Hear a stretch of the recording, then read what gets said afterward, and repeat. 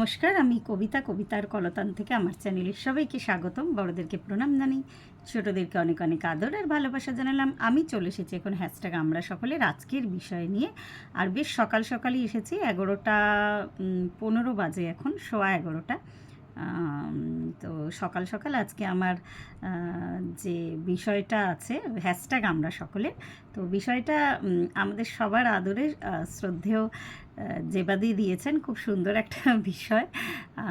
বিষয়টা হচ্ছে যে দাম্পত্য কলহকে কি করে দাম্পত্য প্রেমে পরিবর্তন করা যায়, আর সেই নিয়ে যদি কিছু টিপস থাকে তাহলে বলতে। সবার আগে বলে রাখি, দাম্পত্য কলহটাও কিন্তু প্রেমেরই একটা অঙ্গ আর কি। আর সত্যি যদি কোনো মানুষের মনে কম্প্যাশন থাকে, শুধু পার্টিকুলার কোনো মানুষের জন্য নয়, কিন্তু যদি সারা মানে কি বলবো, জীবকুলের প্রতি যদি সে কম্প্যাশনেট হয়, তাহলে কিন্তু আর এই কলহের ব্যাপারটা সেভাবে ওয়ার্ক করে না আর কি। সেটা তো হয় না অল্প বয়সে, মানে কম বয়সী কাপলদের মধ্যে এরকম প্রবলেম, কম বয়স কেন, বেশি বয়সেও আর কি দেখাই যায়। কিন্তু যে পয়েন্টে গিয়ে ঠিক মানুষ বুঝে যায় যে এটা আমার রিয়েলাইজেশন, যেই মানুষটার সাথে আমাকে থাকতে হবে, আমাকে ঘর করতে হবে, তো সুতরাং সম্পর্ক মানে এইভাবে তেতো করে লাভ নেই আর কি। এটা হয়তো দুটো সাইড দিয়ে যদি নাও বোঝে, একজনও যদি এই ব্যাপারটা বুঝে যায়, তো তাহলেই সমস্যাটা ম্যাজিকের মতো আর কি চলে যাবে। আর একটু সমস্যা থাকুক, তাতে প্রেমটা আরও বাড়ে আমার মনে হয়। সমস্যা মানে কলহ আর কি, মিষ্টি কলহ।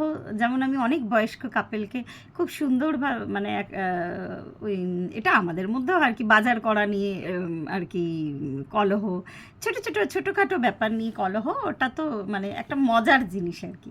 তারপরে এটা নিয়ে আবার হাসাহাসিও হয় অনেক পরে। তো আজকেই যেমন সকাল, মানে কালকে ওকে বলে দিয়েছিলাম চিকেন আনতে, তো আজকেই রান্না করতে গিয়ে দেখা গেল যে চিকেনটা আনিনি। তো আমি ভেবেছিলাম এনেছে, তো আমি আবার বললাম যে যাও নিয়ে আসো, তো আবার গিয়ে নিয়ে এলো। তো তার মধ্যিখানে কলহ ঠিক না, মানে আমারও ইচ্ছে হলো ওকে, মানে রেগে নয় আর কি, মজা করেই বললাম যে সব কিছু আজকাল ভুলে যাচ্ছে। তো ওটাই, মানুষ যখন একটা এন্ড দিয়ে যে কোনো একজন দায়িত্ব নিয়ে যদি সে বুঝে যায় যে কলহতে সমস্যা বাড়ে বই কমে না, মানে কলহটা যেখানে সিরিয়াস হয়, আমি সেক্ষেত্রে বলছি। হ্যাঁ, যেখানে প্রচণ্ড সিরিয়াস, যেখানে একটা অন্য ধরনের ঘটনা ঘটছে, যেখানে মেনে নেওয়া বা মানিয়ে নেওয়ার কোনো মানে হয় না, তো সেই ক্ষেত্রে তো আমার মনে হয় যে ব্যাপারটা পুরো অন্য পর্যায়ে একটা গিয়ে দাঁড়ায় আর কি। সেখানে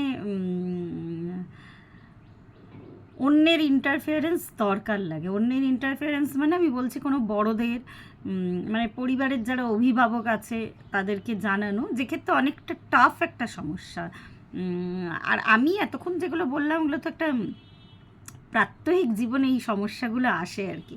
তো এটা এটা মানে এটাতেও এই ছোট ছোট ব্যাপারেও কিন্তু অনেকে অনেক প্রবলেম করে ফেলে আর কি। তো একটু একটু একটা মানুষ যদি বুঝে যায়, সেটা ভালো। আর সব থেকে প্রথম হচ্ছে কথা কম ব্যয় করা, সেটা যে কোনোভাবেই হোক আর কি। উল্টো দিকে মানে মানুষটা যখন 10টা কথা বলছে, সেটা ওই মুহূর্তে, মানে হয়তো খুব রেগে গিয়ে অনেকগুলো কথা বলছে। যেমন আমার ক্ষেত্রে কি হয়, আমি না ভীষণ ভয় পাই চিৎকার চেঁচামেচি করাটাকে। ভয়ের থেকেও বড় কথা না, ভয়ের থেকেও বড় কথা আমার যেটা কাজ করে, সেটা হচ্ছে লজ্জা পাই। আমার মনে হয় আশেপাশের লোকজন যদি শুনতে পারে আমার উপরে কেউ চিৎকার করছে বা আমাকে দুটো বাজে কথা বলছে, আমারই মান সম্মানটা নষ্ট হবে। এটা কেন জানি না, এটা আমার প্রথম থেকেই না, এই ব্যাপারটা আমার খুব মানে একটা লজ্জার বিষয় আর কি। মানে ভয়ের থেকেও বেশি আমি লজ্জা পাই। তো সুতরাং একটা পক্ষ যখন চিৎকার করে তখন তাকে যতই বোঝাতে যাও ভালোভাবে ততই সে রেগে যাবে, আর চেঁচালে তো আরও বিপরীত ফল হবে। তো সুতরাং আমার মনে হয় একটু চুপ করে যাওয়া ভালো। আর নিজেদের কলহ অন্য কাউকে শোনানোটা মানে আমার কাছে মানে মানে একটা মানে বাজে পরিস্থিতি আর কি। তারপরের দিন আমি আবার মানে রাস্তাটা দিয়ে হাঁটবো, আশেপাশের প্রতিবেশী লোকজন যদি সেই মানে জোরে আওয়াজটা শুনতে পায় আমার দিকে তাকাবে, অনেকে হয়তো অত্যাধিক কৌতূহলী হয়ে জিজ্ঞেস করবে কি হয়েছিল। তো এগুলো আমার মানে এই সেন্সগুলো না আমার মধ্যে অনেক মানে ছোটোবেলা বয়স থেকেই কাজ করে। এই জন্য আমি একটু চিৎকার চেঁচামেচি যখনই হয় আমি আমার তরফ থেকে আমার মনে হয় আমি একটু চুপ হয়ে যাই। তারপরে মানে ও বলে নিক আমার মনে হয়, কেন যে মানুষটা বুঝছে না তখন তাকে খুব জোর করে বোঝানোর প্রয়োজন নেই। আর এক একটা মানুষ না এতটাই রিজিড থাকে, একটা মাইন্ডসেট নিয়ে সে বড় হয়, আর ওই মাইন্ডসেটটাকে সে কিছুতেই পাল্টাতে চায় না। শত বলাতে শত বোঝানোতেও সে পাল্টায় না কিন্তু। তো তখন যে পরে মাথা ঠান্ডা হলে নিজের বক্তব্যটা তাকে বলো আর কি, অ্যাকচুয়াল তুমি কি বলতে চেয়েছিলে। সে বুঝলে বুঝলো, না বুঝলে তোমার কিচ্ছু যায় আসে না আর কি। মানে আমি এগুলো ছোটোখাটো, আমি বারবার বলছি সব কিছু আমি ছোটোখাটো প্রবলেমের ক্ষেত্রে বলছি, যেখানে অনেক বড় সমস্যা যেখানে আর মানানো যাচ্ছে না সেই ব্যাপারটা আলাদা। তো এই এই সমস্যাগুলো। আর আরেকটা ব্যাপার হচ্ছে যে নিজে আমরা যেহেতু মানুষ আর কি, তো যদি কোনো অন্যায় করে থাকি তো বা সাংসারিক ক্ষেত্রে কোনো কিছু ভুলে গিয়ে থাকি তাহলে ভুলটাকে স্বীকার করে নেওয়া, এটা একটা বড় সমাধান আর কি। অনেক মানুষ আছে ভুল করলেও স্বীকার করতে চায় না, বলে যে না আমি ভুল করিনি, মানে তখন দুপক্ষের একটা আরও লড়াই শুরু হয়ে যায়। তো যদি তুমি এই রিয়েলাইজেশন করতে পারো যে না আমি ভুল করেছি, তাহলে কিন্তু আর তার কাছে যদি স্বীকার করতে পারো যে না এটা আমার ভুল হয়ে গেছে, যেমন রান্নার ক্ষেত্রে অনেক সময় হয় আর কি, নুন ঝাল তেল কম বেশি, তো তখন স্বীকার করে নেওয়াই বলে যে হ্যাঁ আমার ক্ষেত্রে আমার তরফ থেকে ভুল হয়েছে। কারোর কাছে ভুলটা স্বীকার করা মানে ছোট হয়ে যাওয়া নয়। আর ওই যে বললাম কাউকে মানে হাজব্যান্ড ওয়াইফ কেন কাউকেই জোর করে কিছু বোঝাতে যাবে না, এটা আমি আমার জীবন দিয়ে বুঝেছি আর কি। সে মানুষটা হয়তো অনেক সময় হ্যাঁ হ্যাঁ হ্যাঁ হ্যাঁ করে, বুঝে গেছে মানে এমন ভাবটা দেখায়, পরবর্তী সময় কিন্তু সে তার নিজের ওই মানে পুরনো চিন্তাধারাটার কাজে লাগিয়ে নিজের মতোই নিজের কাজটা করে। আর একটা ব্যাপার যে অনেক সিরিয়াস ক্ষেত্রে কি হয়, যখন বুঝতে পারছো যে মানে কোনো মানে একটা জটিল সমস্যার সৃষ্টি হচ্ছে, তো এই জন্যই কিন্তু মানে কি বলবো আর কি, মানে অভিভাবক মাথার উপর থাকাটা একান্ত দরকার। তো প্রথম তো অভিভাবকদের সাথে আলোচনা করা, তারপরে এখনকার যুগের অল্প বয়সের ছেলেমেয়েরা মানে নিজেদেরকে স্বয়ংসম্পূর্ণ মনে করা, হয়তো অনেকটা তাই তারা, তো তারা হট করে একটা ডিসিশান নিয়ে ফেলে, একটা বড় ধরনের ডিসিশান, সেক্ষেত্রে বাচ্চা জড়িত থাকলে বেশ সমস্যা হয়। আর দুটো ম্যাচিওর মানুষ যখন তারা বিয়ে করছে, আমার মনে হয় চিৎকার চেঁচামেচিতে না গিয়ে যদি সত্যি কথাই একদমই আর অপর মানুষটার সাথে থাকাটা দায় হয়ে যাচ্ছে, তখন আমার মনে হয় আলাদা হয়ে যাওয়াটাই ভালো। কিন্তু যাই ডিসিশান নেবে বেশ ভেবে চিন্তে আগু পিছু ভেবে, যদিও আজকালকার যুগে এসব কোনো ব্যাপার না। আর ছোট ছোট বাজার দোকান, নুন তেল ঝাল এসব নিয়ে সমস্যা হলে মানে অপর দিকের মানুষটা যদি দেখো ভীষণ রিজিড, মানে কিছুতেই তাকে আর কি মানানো যায় না কোনোভাবে, সেই ক্ষেত্রে তখন ওই চুপ হয়ে থাকা। আর একটা ব্যাপার হলো যে 5 জনের সামনে, যেটা আমি আগেও বললাম, চিৎকার চেঁচামেচি আর মানে এটারই আরেকটা আর কি রূপ, নিজেদের মানে যে প্রবলেমটা হচ্ছে সেটা সবসময় সবার কাছে ডিসকাস করাটা ঠিক না। তো তখন কি হয় না, এক একজন এক এক রকমের সলিউশন দেয়, ওই কথাটা নিয়ে পরে আলোচনা হয়, ওটাতে আরও ভবিষ্যতে আরও সমস্যা তৈরি হয়। মানে স্বামী স্ত্রীর এই যে স্পেসটা আছে, যে নিজস্ব জায়গাটা আছে, মানে আমি যেটা বললাম বড় সমস্যা তখন অভিভাবকদের বলো, কিন্তু যেগুলো ছোটোখাটো সমস্যা সেগুলো সবসময় অন্যদের সাথে শেয়ার করাটা ঠিক না। কেন ওই কথাগুলোই না পরে ঘুরে ঘুরে কিন্তু মানে আসেই। আমি দেখেছি যে হ্যাঁ, যাকে তুমি অত্যাধিক বিশ্বাস করো বা যে তোমার একদম কাছের বন্ধু, তাকে শেয়ার করলে একটা আলাদা ব্যাপার। আর সততাটা বজায় রাখো।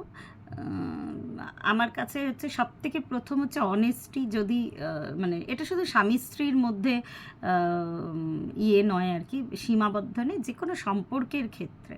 তো যাই মানে আর কি কথা থাকুক না কেন, আমার মনে হয় শেয়ার করাটা ভালো সবসময় দুজনের সাথে দুজনের। যে কোনো দৃষ্টিভঙ্গি বা যে কোনো ভালো লাগা খারাপ লাগা এগুলো একটু শেয়ার করো দুজন দুজনকে। যেটা মেন সমস্যা হয় সময় না দেওয়াটা, যেটা আমাদের যুগে কি হতো, আমরা মেনে নিয়েছি বা মানিয়ে নিয়েছি,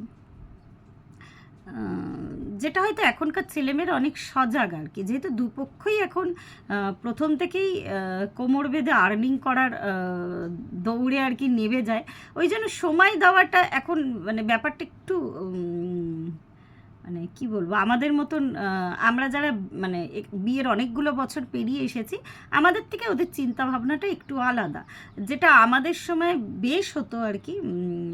যেহেতু তখন মোটামুটি ভাবতো যে মেয়ে মানে হাউসওয়াইফ, যদিও বা মানে ছোটোখাটো কোনো কাজ করে থাকে, টিউশন বা ছোটোখাটো কোনো কাজ, মানে তার কাজটাকে কাজ হিসাবে ধরা হতো না আর কি। তো মেয়ে মানে আর কি সে সংসারটা সামলাবে। তো এই ক্ষেত্রে সময় দেওয়াটা অনেক ক্ষেত্রেই একটা বড় প্রবলেম হয়, যেটা মানে বিশেষত ওই বলছে আগেকার মানে আমাদের সময়ের আর কি। এখন যেমন দেখি কাপেলরা বেশ মানে মাঝে মাঝেই সপ্তাহে একদিন করে হলেও তারা একটু আউটিংয়ে যায়। তো এটা আমাদের সময়, যেহেতু আমি নিজে ফিল করেছি বলে বলছি, এতক্ষণ ইতস্তত করছিলাম কথাটা বলতে, তারপর ভাবলাম না বলেই ফেলি আর কি। প্রথম প্রথম মানে খুব খারাপ লাগতো যে একদম টিউশন আমি প্রথম থেকেই করতাম, তারপরে ছেলে হওয়ার পরে গ্যাপ পড়েছিল কয়েক বছর, যে বাইরে একদম না বেরাতে পারা, পুরোপুরি ঘরে বন্ধ থাকা, পুরোটাই মানে যে মেয়েটা এতদিন হেসে খেলে মানে বন্ধুদের সাথে সময় কাটিয়ে স্কুল কলেজে ইউনিভার্সিটিতে গিয়ে সময় কাটিয়েছে, সেই মেয়েটা যখন একদম মানে হট করে সাডেন তার লাইফটা চেঞ্জ হয়ে যায় না, যখন দেখে যে তার কাছে ওই রান্না করা কাপড় কাচা এটা ছাড়া মানে মানে এটাই তার জীবন হয়ে দাঁড়াচ্ছে আস্তে আস্তে, তখন সত্যি এটাকে অ্যাডজাস্ট করা ভীষণ কষ্টকর। তখন দুটো দিকই দেখতে হবে, হাজব্যান্ডের দিকটাও তাকে দেখতে হবে, তাকে মনে করতে হবে যে হাজব্যান্ডের মানে সত্যি মানে সময় আমার মনে হয় কোয়ান্টিটি টাইম না দিলেও কোয়ালিটি টাইম বার করা যায়, মানে মাসে একবার হলেও বার করা যায়। তো এটা আমার মানে আমার সাথে মানে আমি অনেকটা ফেস করেছি।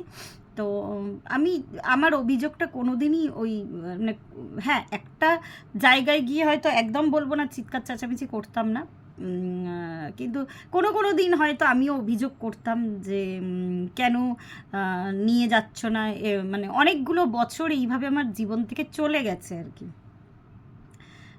চাকরি করার সময় ইভেন আমি ঘর মানে অফিস করে সঙ্গে সঙ্গে আমি বাড়ি ফিরতাম, মানে অফিস কলিগরা অনেক সময় বলতো যে আফটার অফিস কোথাও যেতে বা কিছু, তো আমি না খুব একটা যাওয়া পছন্দ করতাম না, কেন ছেলেটা অনেক ছোট ছিল তখন, তো আমার মনে হতো কখন এসে ওর মুখটা আমি দেখব।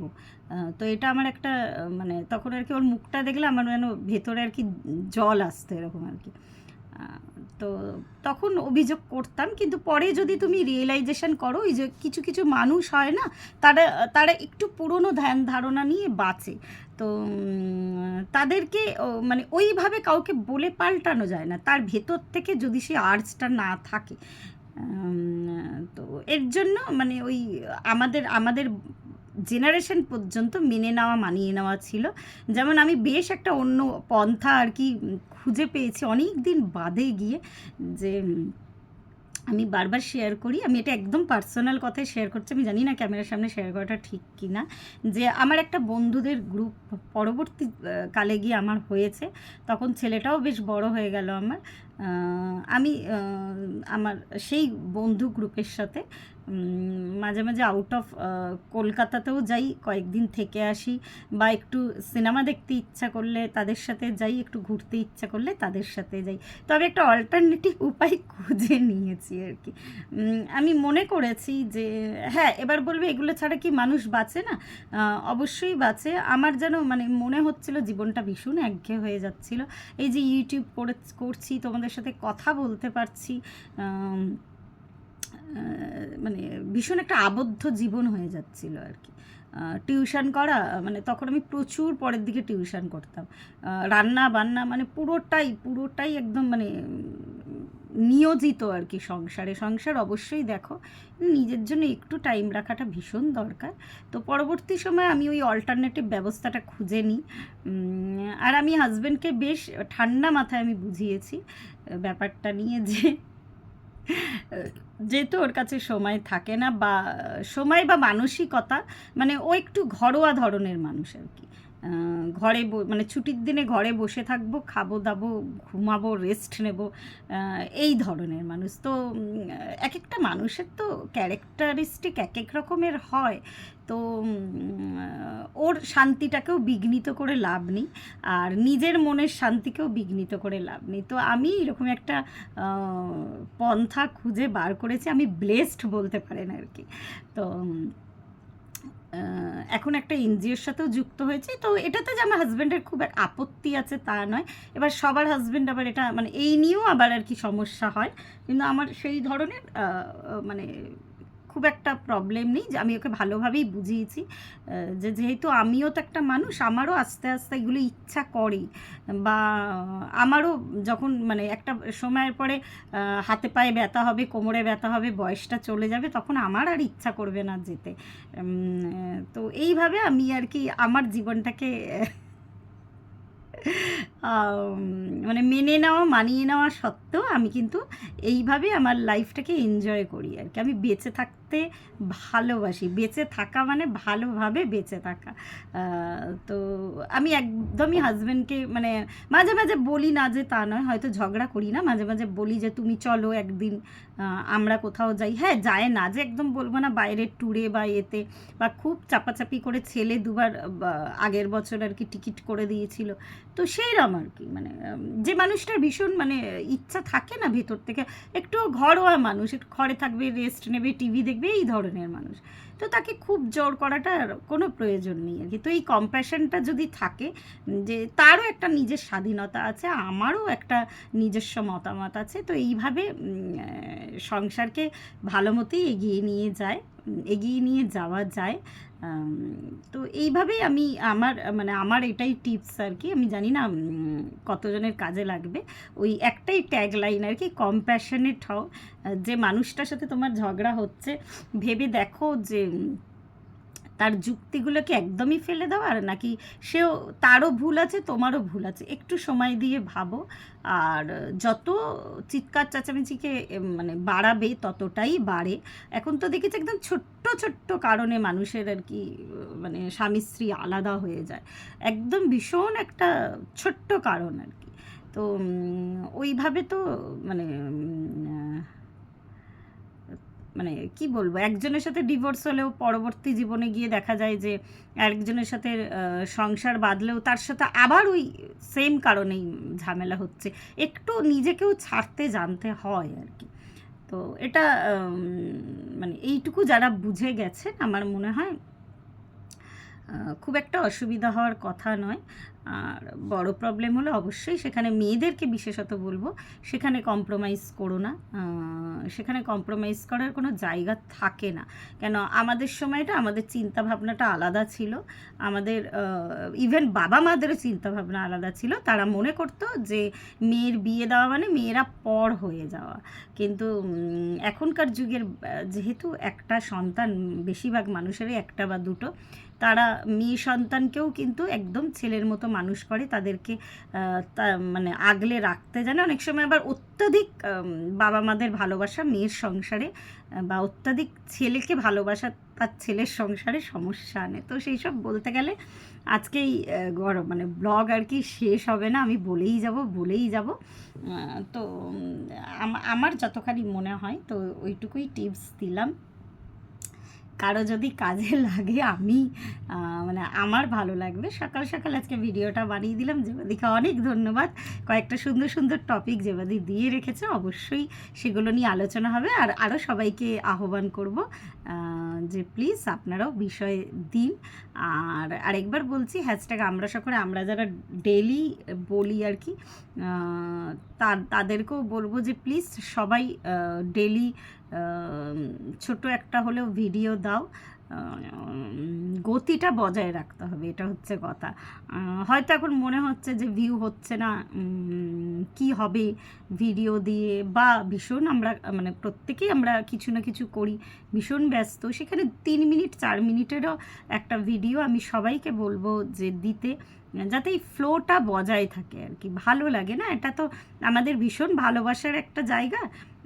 তো সেই জায়গা থেকে আমি বললাম, সবাইকে নিজের মনে করেই বললাম। আমরা এখানে রক্তের সম্পর্ক না থাকলেও আমাদের মধ্যে একটা আত্মিক সম্পর্ক আছে।